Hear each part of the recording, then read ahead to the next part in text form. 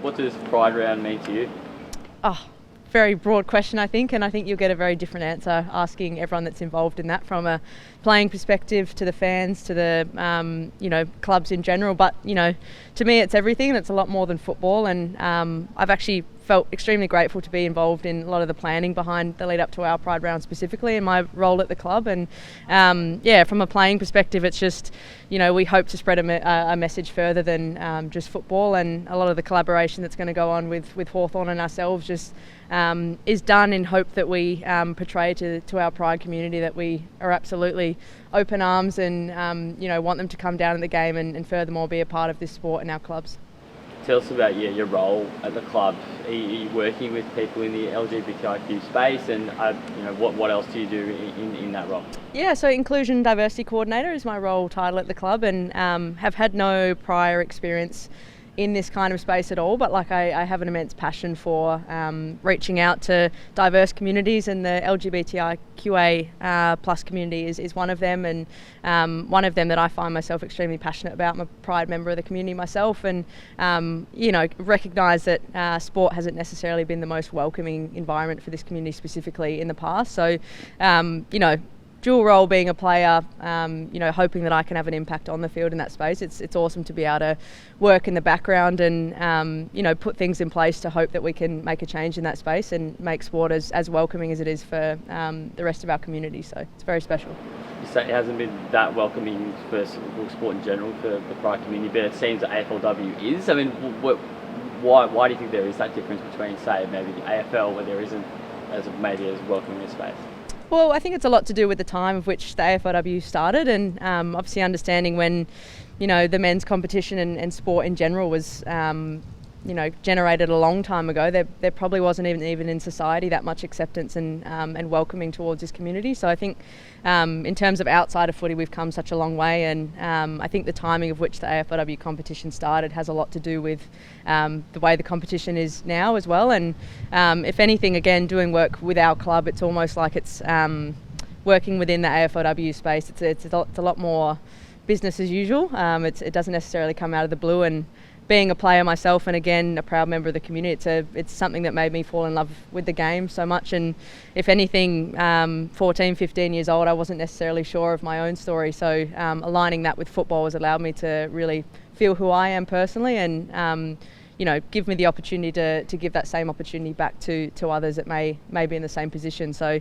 I think it's a lot to do with the fact that you can't be what you can't see, and now I hope that the sporting world and a lot bigger than AFL Women's can see how beautiful a world can be with full-on inclusion. Tell us a bit more about your Pride journey, if you are comfortable. You said 14, Absolutely. 15, you weren't really sure about, what you identified as. So I, as I mentioned, young 14, 15, didn't necessarily think any different, just went to school, and it, for me, wasn't necessarily talked about. All my friends, probably had boyfriends, and it's something I just expected as well, and didn't necessarily think otherwise. But again, I didn't feel as though I wasn't able to come out and be myself. I'm very lucky to have a family who would have loved me either way, but it's exactly what I just spoke about. I didn't know any different. Went into Swan Districts Football Club back in WA and saw how normal it was and how normal it can be. And I think, off the back of that, got a partner, Liv Stewart, now, who absolutely adore her, and she's been through a very similar journey. So it's, all started with football for her as well, in terms of understanding and being a part of community that embrace you and love you. And that's, again, when it comes to the opportunities that we can have as players, as part of the AFLW competition, we hope that we can, push that further than just the field. Do you think there's many others that maybe hadn't come out but then joined the AFLW community and saw this out there and felt more comfortable? Yeah, but potentially, and I'm not one to speak for others, but absolutely. And I think like I keep referring to, bigger than just the playing group as well. I would hope that whether or not there's fans within our community that are questioning who they are, their sexual identity, or who they identify as. The AFLW competition in general, we've got the most, I would say, broad range of people throughout a competition, whether or not that's who they identify as or who they choose to love, and I think that's the best part about the competition, is that regardless of whether you're a player, a fan, someone a part of the club, we encourage to be yourself, and with that understanding and confirmation that we will love you for exactly who you are. You got any? So it's the second season that the Cats are wearing this uniform. You're wearing it right now. How does it feel emotionally to run out onto the field playing the game that you love in a jersey that, I guess, aligns with your values like it does? Yeah, and similar thing, you'd probably get a very different answer depending on who you ask. And I speak from the playing group in Broad. It's so special to have such a incredible representation that we were able to go out and play on the field with. And if I'm to describe it from myself, I've always felt the hoops in general as such a strong embrace of what this club's about. And I think this design and the way that it was designed was to incorporate the rainbow throughout the hoops. And I've always mentioned when I run out on the playing field, I feel embraced by the rainbow ribbon and the hoops in general. And again, from a playing perspective and broader than myself, I hope that that's what's felt by everyone watching on as well. And whether or not you've got fans that feel comfortable to go out and buy a Guernsey and wear it themselves, and know that visually this club is absolutely inclusive of and everyone and anyone that chooses to walk in. So very special, and like I mentioned, it's very interesting to even ask my teammates how much it means to them. I know across the board it means a hell of a lot. And I believe on the day you and the Hawks will run through the same banner as well. So can you, I guess, kind of take me through the emotions of the day itself, from just driving to the stadium to running out onto the field alongside your opponents in a show of solidarity? What's the day like, and what's Pride Round like as a whole for you guys? Yeah, I think for the competition in general, Pride Round is just incredible. And I know that some teams wore their Pride Round Guernsey. We played Richmond last weekend, and it was incredible just to see their Guernsey.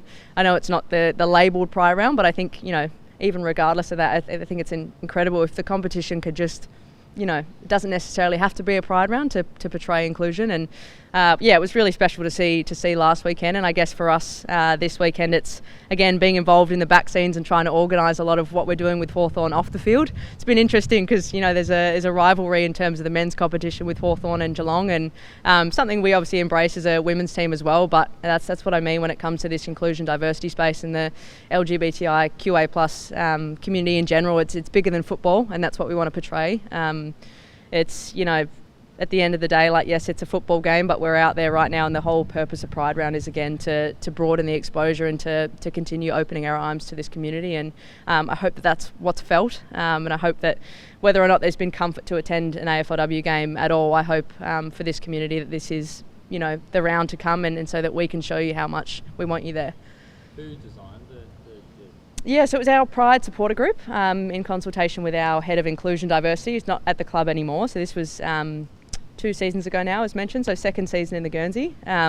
Again, which, it's coming from those who are in the community directly, and we wanted to hear them and listen to them and get their stories as well. And there's a bit of planning going underway for our 2024 Guernsey at the moment that I've been lucky enough to be a part of. And again, it's all about storytelling. And I think potentially an opportunity that's lacked again for this community is that sometimes they don't necessarily feel heard. So if we can be a platform for that, to continue telling people's stories and, again, just making people feel like they can be exactly who they are and they'll be accepted within our club. What would you say to to young boys and girls who are LGBTIQ and are struggling to come out and struggling to, I guess, tell people about their identity?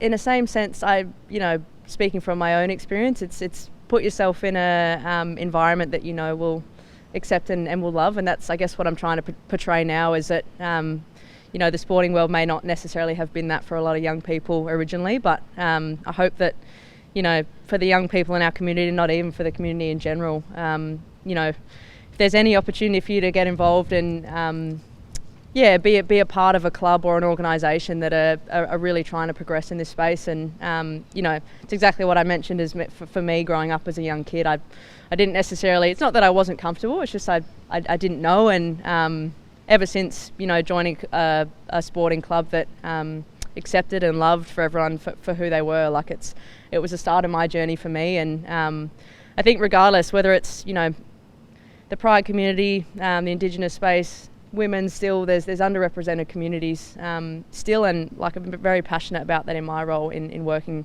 with these communities on making change in that space. And I think we've got to continue to take steps forward. And I would hope that whoever it is in our community that hasn't necessarily always felt comfortable feels comfortable being a part of our club and coming along to Pride Round.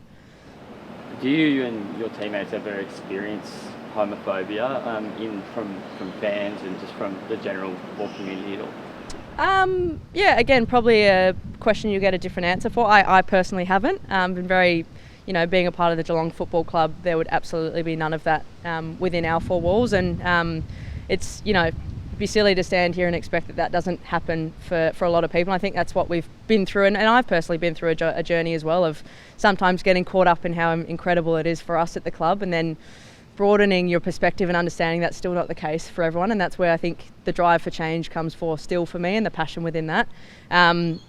But yeah, I guess, regardless of whether it's homophobic or just general, even gender abuse, still, like, it's social media is a thing for athletes in general when it comes to being public about, and obviously the AFL women's competition does get some some comments from people that have certain opinions, but again, it's we don't necessarily feel it because we're a part of a club and an organisation that absolutely have our backs, from the men's program to the entire club, the board. Absolutely well and truly are supportive of our women's program, and so that's what we listen to. And I guess when it comes to homophobia and whether or not there's people within our community, that's again my message, is to surround yourself with people that have your back and love you and will love you for who you are. So again, there may or may not be comments, but depends. At the end of the day, I feel like we have the decision on who we listen to, and we're very, very fortunate and grateful to be a part of a club that support us the way they do. Swing on field, obviously a big win over the weekend. Must fill you with confidence ahead of another mini final of sorts this weekend. Yeah, absolutely. Very happy to come away with the win, and it's just a testament to the girls. I felt we were really able to pull together a four-quarter performance over the weekend, which I feel the games that we've fell short and have probably lacked that consistency across four quarters. So extremely happy to get on top, and again, I think it's it just continues our drive towards this back end of the year. It's a similar position we were in last year, and we're prepared for that. We've trained really hard for that. Had a massive pre-season, and probably some of the losses we have been through have probably, if anything, we're prepared for the losses, we're prepared for the wins, and we take what we can from it and go head on to the back end of the season. Chloe Shear, mark of the year? Oh, don't ask me. I'll give you a straight yes, absolutely. Obviously had another wonderful performance like she's done on several occasions this year. How crucial will her form building up to the finals be? Assuming, hopefully, that you guys make it. Yeah. But talk a little bit about her form in recent weeks and how it just, I guess, pinnacleized into Saturday's performance. Depends how long you've got to talk about her. I could talk about her. I think Chloe Shear is, if anything, I think she's very rated, but I also think she's very underrated in the terms of how incredible her abilities is.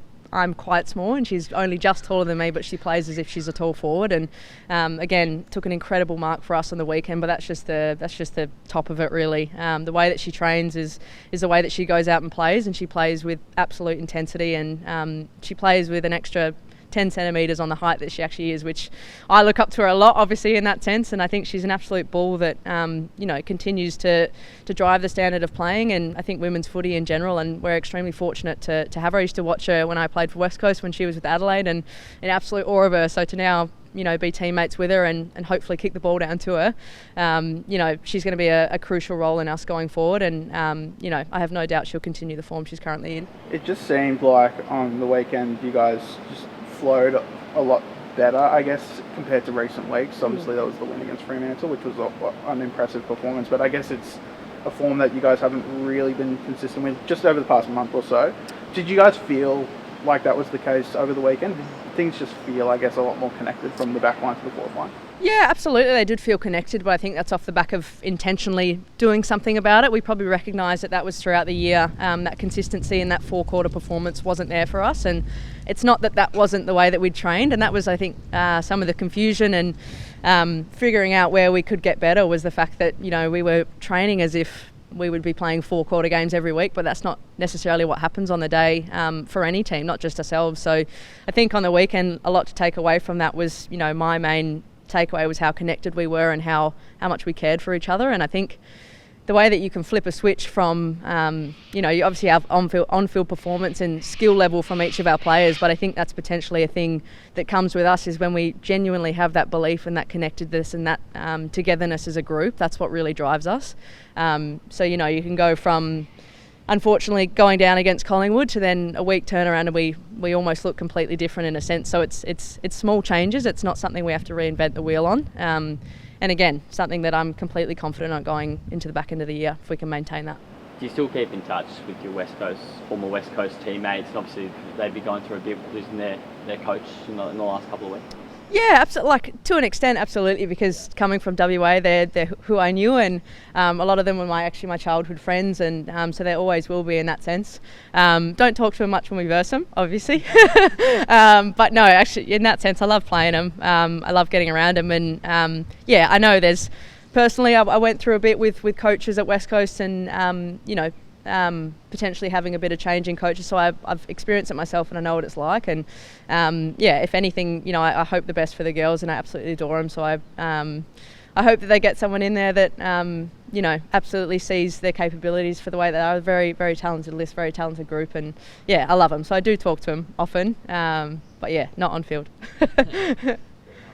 As Dan touched on before, it's a bit of a mini finals series this year, but I know Dan on a few occasions throughout the year, he said that given it's a 10-game season, it's almost as if every game is, I guess, a little bit of a finals game. Yeah. But to have your own fate in your hands, essentially, and given the massive percentage boost that you guys do have at the moment, what's, I guess, the urgency factor for you guys heading into this week, knowing that it is essentially almost your season's on the line? Yeah, absolutely, and that's, similar to what you've just mentioned, that's the way we've tried to approach each week, and some weeks we've probably lost sight of that a bit in terms of the urgency and how much control we actually have of what the back end of the year looks like for us. And if anything, I'm grateful that we do have control over that, because I think that's something that, myself, I can have conversations and we can drive that internally from our end. We don't have to rely on external resources to get us to where we want to be, and that just, from my end, when we end up where we do want to be, we can know that we've earned it and we've worked hard to get there. So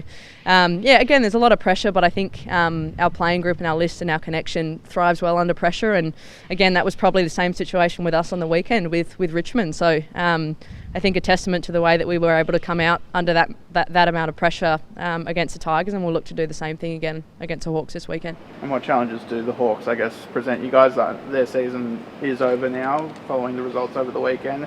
How much, I guess, do you put that background aside, knowing that they might not make finals, but they can full well change the outcome of the season from their end? Absolutely, and it's underestimated how much of an impact that will have, and I think often teams can fall into a bit of a hole of something's on the line for you and it's not necessarily for the other team, but I've been a part of the team that there's nothing on the line for, and the amount of hunger that you have to change things up and have an impact on the way that the competition plays out is a massive factor. So that's definitely something that we'll keep in mind. And again, when it comes to Hawthorn, I think you cannot underestimate their growth that they've had in 2 years.